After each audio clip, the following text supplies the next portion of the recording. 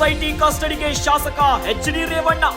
SIT ಕಸ್ಟಡಿಗೆ ನೀಡಿ ನ್ಯಾಯಾಲಯ ಆದೇಶ. 3 ದಿನ ರೇವಣ್ಣನನ್ನ ಎಸ್ಐಟಿ ಕಸ್ಟಡಿಗೆ ನೀಡಿದ ಕೋರ್ಟ್.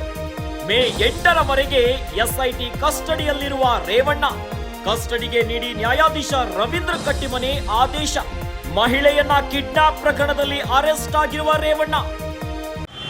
ಎಸ್ಐಟಿ ಕಸ್ಟಡಿಗೆ ಶಾಸಕ ಎಚ್.ಡಿ. ರೇವಣ್ಣ ಎಸ್ಐಟಿ ಕಸ್ಟಡಿಗೆ ನೀಡಿ ನ್ಯಾಯಾಲಯ ಆದೇಶವನ್ನ ಹೊರಡಿಸಿದೆ.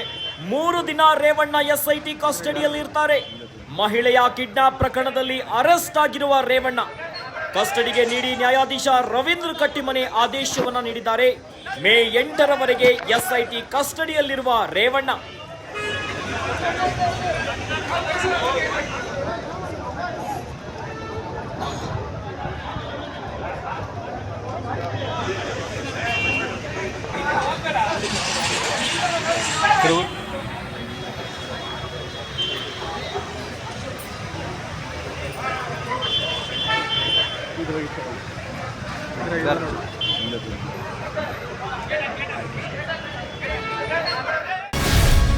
ಗ್ಯಾರಂಟಿ ನ್ಯೂಸ್, ಸುದ್ದಿ ಖಚಿತ, ನ್ಯಾಯ ನಿಶ್ಚಿತ.